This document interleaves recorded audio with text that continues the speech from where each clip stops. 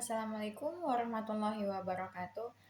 Halo semuanya, perkenalkan nama saya Debbie Eriska dengan NIM 250301037 dari Fakultas Keguruan dan Ilmu Pendidikan, Prodi Pendidikan Bahasa dan Sastra Indonesia. Terutama yang saya hormati kepada Bapak Robi Patria selaku dosen pengampu pengantar pendidikan. Di sini saya ingin menjelaskan atau memberikan jawaban dengan soal yang sudah ada mengenai pengantar pendidikan.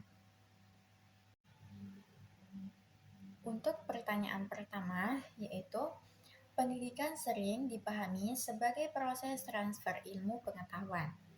Nah, analisislah secara kritis pandangan tersebut dengan membandingkannya dengan konsep pendidikan sebagai proses pembentukan manusia seutuhnya. Dalam jawaban Anda, jelaskan implikasi kedua pandangan tersebut terhadap praktik pendidikan di sekolah. Untuk jawabannya yaitu ada perbandingan dua pandangan. Yang pertama, pendidikan sebagai proses transfer ilmu pengetahuan. Berfokus, pandangan ini menekankan akumulasi informasi faksual, data, dan pengetahuan akademis. Pengetahuan apa? Tujuan utama dalam proses tersebut untuk memastikan siswa menguasai kurikulum, lulus ujian, dan memperoleh kualifikasi yang diperlukan. Nah, peran guru dan siswa. Guru bertindak sebagai penyampai informasi, sumber pengetahuan. Nah, sementara siswa berperan sebagai penerima pasif atau wadah yang diisi. Nah, pendekatan banking konsep dari Paulo. Nah, yang kedua, pendidikan sebagai proses pembentukan manusia seutuhnya. Berfokus, pandangan ini memiliki asupan yang jauh lebih luas, mencakup aspek kognitif, afektif, emosi, sikap, nilai, psikomotorik, keterampilan fisik dan praktis. Nah, berfokus pada pengetahuan bagaimana, mengapa, dan mengapa tidak. Nah, tujuan utama untuk mengembangkan potensi penuh individu, pembina karakter, keterampilan berpikir kritis, empati, tanggung jawab sosial, dan kemampuan untuk hidup. Nah, bermakna serta berkontribusi positif kepada masyarakat. Nah, peran guru dan siswa, guru bertindak sebagai fasilitator atau mentor dan mitra dalam proses pembelajaran, sedangkan siswa adalah peserta aktif, kritis, dan reflektif dalam pembelajaran, bertumbuh pribadi mereka. Nah, analisis kritis pandangan transfer ilmu pengetahuan dikritik karena merendahkan martabat manusia, memerlukan siswa sebagai objek pasif bukan subjek aktif, dengan rasa ingin tahu dan agensi intrinsik. Nah, pembelajaran memisahkan pengetahuan dari konteks kehidupan, menjadikannya kering dan kurang relevan, mengabaikan aspek non-kognitif. Nah, gagal mempersiapkan individu menghadapi tantangan mengevasional, etis, dan sosial dalam kehidupan. Sebaliknya, pandangan pembentukan manusia seutuhnya lebih kompresif dan holistik, selaras dengan tujuan pendidikan seumur hidup. Implikasi terhadap praktek pendidikan di sekolah itu kedua pandangan tersebut menghasilkan praktik pendidikan yang sangat luas, berbeda di sekolah. Aspek pendidikan, aspek praktik pandangan transfer ilmu pengetahuan, pandangan pembentukan manusia seutuhnya. Metode pengajaran ceramah, hafalan, latihan sosial, latihan soal, perulangan, dan pembelajaran satu arah. Pembelajaran berbasis proyek, diskusi, kelompok, studi kasus, penugasan reflektif, dan pembelajaran kolaboratif. Evaluasi atau penilaian ujian standar, tes pilihan ganda, dan penilaian sumatif yang mengukur daya ingat, faktual, penilaian portofolio, proyek kinerja, esai reflektif, dan penilaian formatif yang mengukur pemahaman, pendalaman dalam keterampilan. Nah, kurikulum berorientasi pada mata pelajaran yang terisolasi. Pada konten akademis dan struktur kaku, kurikulum terintegrasi fleksibel, relevan dengan kehidupan nyata, dan mencakup pendidikan karakter, seni, dan pengembangan sosial emosional. Nah, lingkungan kelas kaku formal didominasi oleh guru dan menegakkan disiplin kepatuhan, keputusan pada siswa, dan mendorong dialog, rasa ingin tahu, serta pengambilan resiko yang aman. Nah, sebagai kesimpulan, meskipun transfer ilmu, pengetahuan adalah kompeten penting dari pendidikan, pandangan tersebut tidak memandai sebagai definisi tunggal. Nah, konsep pembentukannya, manusia seutuhnya menawarkan kerangka kerja yang lebih kaya dan lebih relevan yang mempersiapkan individu serta fungsi individu untuk berfungsi penuh dan bermakna dalam masyarakat yang kompleks dan terus berubah. Itu untuk pertanyaan yang nomor 1. Kita lanjut soal yang kedua, yaitu tujuan pendidikan nasional tidak selalu selaras dengan praktik pendidikan di lapangan. Analisislah faktor-faktor struktural dan kultural yang menyebabkan terjadinya kesenjangan antara tujuan pendidikan nasional dan realitas pendidikan di Indonesia. Berikan contoh konkret. Kita jawab, yaitu yang pertama ada faktor struktural. Faktor struktural berkaitan dengan sistem kebijakan, infrastruktur, dan relegasi yang diatur oleh pemerintah atau institusi. Ketimbangan distribusi, adanya jurang lembar antara sekolah di perkotaan dengan sekolah di desa, di daerah. Nah, 3T, terdepan, terluas, tertinggi. Fasilitas laboratorium, akses internet, dan perpustakaan yang tidak merata membuat tujuan pemerataan pendidikan sulit tercapai. Kurikulum yang terlalu padat dan kaku, meskipun ada upaya seperti kurikulum merdeka. Sistem administrasi guru yang berat seringkali memaksa guru lebih fokus menyelesaikan laporan administratif daripada melakukan inovasi pembelajaran. Kualitas dan distribusi guru itu menumpuk. Nah, mengapa kualitas di kota besar dan kurangnya insentif bagi guru di daerah pelosok? Penciptaan standar kualitas pengajaran yang tidak seragam. Nah, komersialisasi pendidikan, berprivasi pendidikan menciptakan sekarat ekonomi. Pendidikan berkualitas tinggi seringkali hanya tidak seakses oleh sekelompok ekonomi atas yang ketantangan dengan prinsip keadilan sosial. Nah, lanjut yang kedua itu ada faktor kultural. Faktor kultural berkaitan dengan nilai, tradisi, pola pikir, dan kebiasaan yang hidup di masyarakat maupun di lingkungan sekolah.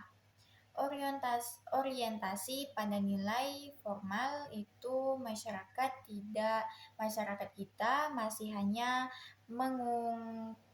mengangkukan ijazah dan nilai angka di atas kertas dibandingkan kompetensi nyata. Hal ini memicu perilaku pragmatis seperti menyontek atau mengejar kelulusan tanpa pemahaman materi. Nah, budaya dalam pendidikan itu hubungan guru dan murid yang seringkali masih bersifat searah. Contohnya, guru sebagai otoritas mutlak menghambat tumbuhnya nalar kritis dan kreativitas yang sebenarnya merupakan bagian dari tujuan pendidikan. Kurangnya budaya literasi. Nah, rendahnya minat baca bukan sekedar masalah ketidakadaan buku, tetapi belum kuatnya budaya diskusi dan rasa ingin tahu di lingkungan keluarga dan masyarakat. Nah, pandangan dikotomis terhadap pendidikan. Banyak orang tua yang menganggap pendidikan hanyalah sarana untuk mencari kerja. Nah, sehingga dimensi pembentukan karakter dan kecintaan pada ilmu, pengetahuan kebaikannya. Contoh konkret kasus standarisasi ujian dan kejuruan akademik. Nah, tujuan pendidikan membentuk insan yang beriman, bertakwa, dan berakhlak mulia, jujur. Realitas adanya tekanan struktural seperti target kelulusan 100% dari Dinas Pendidikan atau syarat masuk sekolah favorit. Nah, berdasarkan nilai tinggi. Nah, seringkali bertenturan dengan nilai kultural, keinginan instan untuk sukses. Nah, hasilnya terjadi praktik kebocoran soal atau guru yang membantu jawaban murid atau nilai demi menjaga nama baik sekolah. Nah, secara struktural di sini nilai kejujuran dikorbankan demi mencapai indikator keberhasilan administratif. Nah, itu untuk jawaban nomor 2. Oke, kita lanjut soal yang ketiga, yaitu pendidikan merupakan bagian sistem sosial. Analisis hubungan antara pendidikan dan perubahan sosial, khususnya bagaimana pendidikan dapat berperan sebagai yang A, agen perubahan sosial, dan yang B, alat produksi sosial. Nah, gunakan contoh dalam konteks masyarakat di Indonesia. Baik, saya akan menjawab yang saya tahu, yaitu yang pertama ada pendidikan sebagai agen perubahan sosial. Nah, sebagai agen perubahan, pendidikan berfungsi sebagai katalisator untuk mendorong kemajuan, inovasi, dan transformasi struktur sosial ke arah yang lebih demokratis atau sejahtera. Nah, itu contohnya perbedaan ekonomi. Pendidikan memberi individu dengan keterampilan baru yang menggunakan terjadinya mobilitas vertikal.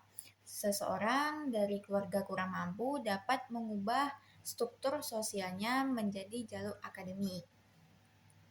Nah, transformasi nilai yaitu pendidikan mengenalkan nilai-nilai modern seperti rasionalitas, toleransi, dan kesadaran lingkungan yang dapat menggantikan tradisi yang menghambat kemajuan. Nah, penyamaian demokrasi melalui literasi politik, pendidikan menciptakan masyarakat yang kritis terhadap kebijakan republik. Nah, contoh di Indonesia yaitu yang dapat saya ambil itu program beasiswa bidik misi atau KIP kuliah. Program ini secara nyata memutus rantai kemiskinan antara generasi. Anak-anak dari keluarga buruh tani atau nelayan yang menghasil penempuh pendidikan tinggi, kedokteran atau teknik akan mengubah struktur sosial dan ekonomi keluarganya secara drastis dalam satu generasi. Lanjut, yang B itu pendidikan sebagai alat produksi sosial. Nah, di sini sebaiknya teori produksi sosial itu sering dikaitkan dengan Prepper Beokkyo berpendapat bahwa pendidikan cenderung memperhatikan struktur atau status yang melenggangkan ketimpangan yang sudah ada. Transmisi modal budaya, kurikulum seringkali disusun berdasarkan standar kelas menengah atas. Anak-anak dari latar belakang ini lebih mudah beradaptasi karena memiliki nilai atau moral budaya, bahasa, akses informasi, kebiasaan yang selaras dengan sekolah. Nah, kesenjangan fasilitas itu perbedaan kualitas antara sekolah di kota besar dengan daerah pelosok, menyebabkan peluang sukses tetap berpusat pada kelompok tertentu. Nah, lanjut legitimasi ketimpangan.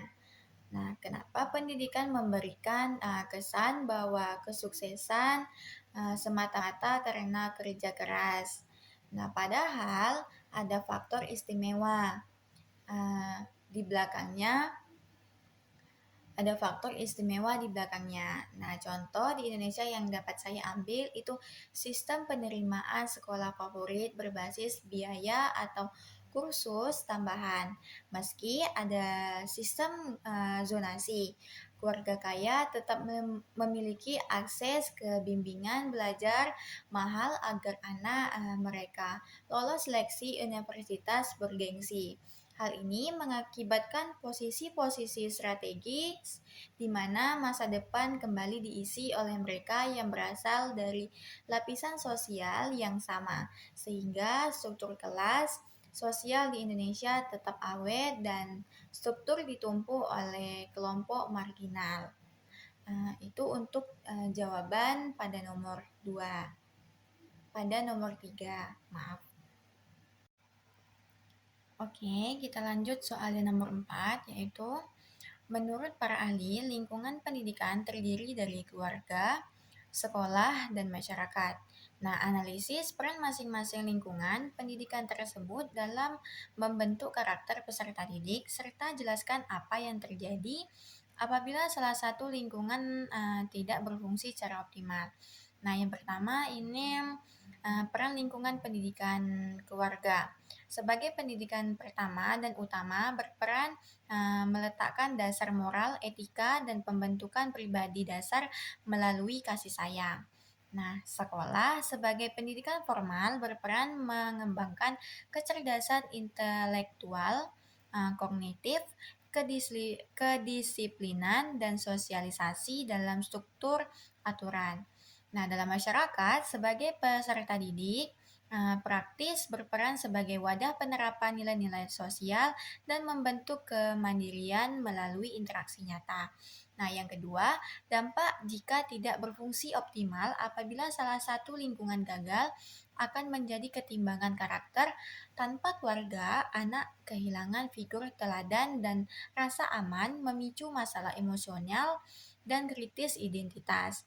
Nah, tanpa sekolah, anak mungkin memiliki etika baik, namun kurangnya kompetensi akademik dan wawasan sistematis untuk masa depan. Nah, tanpa masyarakat, nilai yang dipelajari di rumah atau di sekolah sulit teraplikasi sehingga anak gagap bersosialisasi atau mudah terpengaruh lingkungan pergaulan yang buruk. Nah, dari kesimpulan tersebut dapat kita ambil karakter baik muncul dari Ketiganya, jika satu pincang proses pendewasaan anak itu menjadi tidak utuh. Itu untuk pertanyaan soal nomor 4. Kita lanjut soal yang nomor 5, yaitu kurikulum seringkali mengalami perubahan seiring pergantian kebijakan pemerintah. Analisis dampak perubahan kurikulum yang selalu sering terhadap guru, peserta didik, dan mutu pendidikan secara umum. Nah, jawabannya yaitu adalah dampak terhadap guru, beban administrasi. Guru membebani dengan perubahan format administrasi dengan sistem penilaian yang terus berubah. Stres dan motivasi, kelelahan mental karena harus terus mengadaptasi sebelum kurikulum sebelumnya dikuasai sepenuhnya. Kurang fokus, waktu untuk mendalami materi tersita oleh pelatihan-pelatihan teknis kurikulum baru. Lanjut yang B, dampak terhadap peserta didik, kebingungan belajar. Nah, siswa menjadi kelinci percobaan yang harus menyesuaikan gaya belajar dan standar kelulusan yang tidak stabil. Ketidaksambungan materi, terjadi celah pengetahuan akibat materi persyaratan yang berubah-ubah antara jenjang. Nah, keterbatasan bahan ajar, keterlambatan distribusi buku, teks baru seringkali menghambat proses belajar. Yang C, dampak terhadap mutu pendidikan, hasil tidak teratur. Keberhasilan pendidikan sulit dievaluasi karena kebijakan diganti sebelum satu siklus lulusan selesai. Nah, pemborosan anggaran negara habis untuk pelatihan dan pencetakan buku baru daripada untuk perbaikan infrastruktur. Kualitas yang tidak stabil. Nah, standar pendidikan menjadi tidak konsisten sehingga sulit bersaing di level internasional. Nah, dari jawaban tersebut cuma dapat saya sampaikan dan saya jelaskan sedikit di akhir video ini. Apabila ada kesalahan, mohon dimaafkan. Sekian dan terima kasih. Wassalamualaikum warahmatullahi wabarakatuh. Sampai jumpa.